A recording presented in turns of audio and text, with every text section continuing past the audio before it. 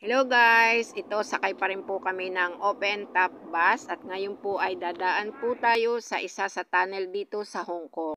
Ito po ay ang Cross Harbor Tunnel.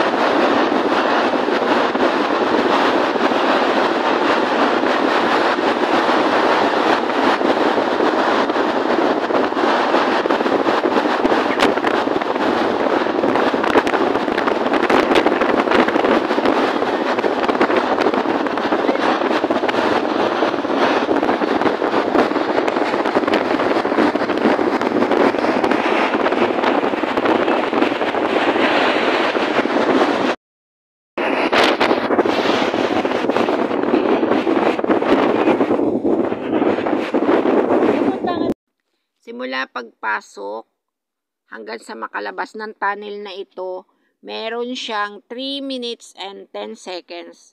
Tapos po ang pakaramdam ko para ako yung nasa eroplano. Parang ang sakit sa tenga, hindi ko alam kung bakit. Para kasing mahangin siya, hindi ko alam kung mabilis o mabagal. Pero pakaramdam ko tama lang naman yung takbo ng bus. Pakiramdam ko para akong nabibingi. Pero bumalik naman sa normal pagkalabas namin ng tunnel.